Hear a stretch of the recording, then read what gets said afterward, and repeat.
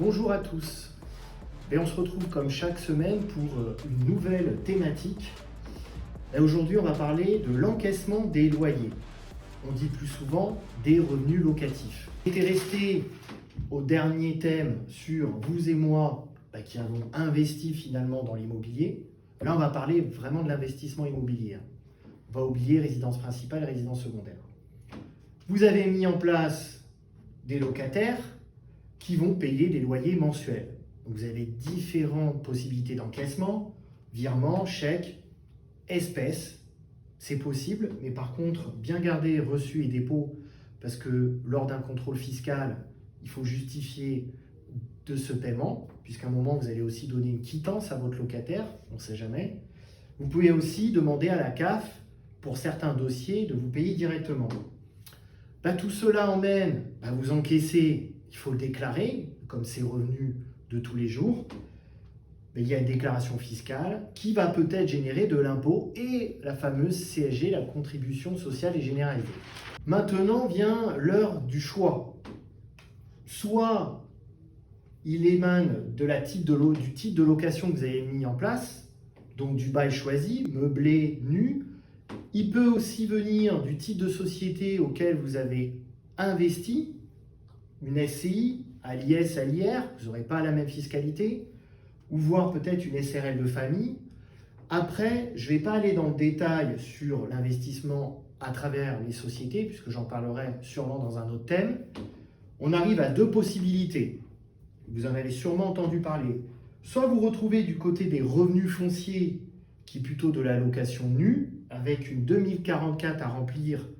On le voit tous en ce moment sur Impôts Gouv quand vous faites votre déclaration. Ou vous êtes du côté meublé avec le BIC, dit bénéfice industriel et commercial. C'est une 2031. Là, on va parler du côté non professionnel. Au final, ça revient à faire un mini bilan de ce qu'on encaisse et de ce qu'on paye en charge. Vous avez les ressources, les loyers, et les charges, tout ce qui est copropriété, gestion locative, vos assurances, propriétaires non occupants, etc., les intérêts de la banque, et du plus. Là où veut en venir le coach de l'impôt. Qui dit déclaration dit impôt, dit aussi CSG qui coûte cher, 17,2. Suivant ces choix, on peut neutraliser les loyers. On peut les neutraliser. Peut-être pas les effacer, mais les neutraliser. Dans le nu, on utilise souvent, premier point, le côté déficit foncier avec des travaux.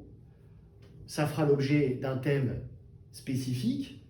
En meublé, dit LMNP ou LMP, on fait de l'amortissement. C'est déprécier la valeur vénale de votre bien. J'entrerai dans les détails lors d'un autre thème. Ou aussi dans le domaine du coach de l'impôt, si vous avez investi dans le neuf, où vous serez du côté nu en déclaratif, donc revenu foncier, vous aurez directement une réduction d'impôt qui pourra effacer l'impôt généré par vos encaissements locatifs. Cela m'amène à, si vous regardez tous les strates, être bien conseillé et suivi dès le départ, c'est très important pour la finalité au niveau de l'imposition des loyers. Là où je veux en venir, c'est qu'un mauvais choix dès le départ peut entraîner beaucoup d'impôts et revenir en arrière, ça peut être très compliqué. Donc, aujourd'hui, il faut faire appel au coach de l'impôt. Moi, je vous dis, pan à l'impôt. Et à la semaine prochaine.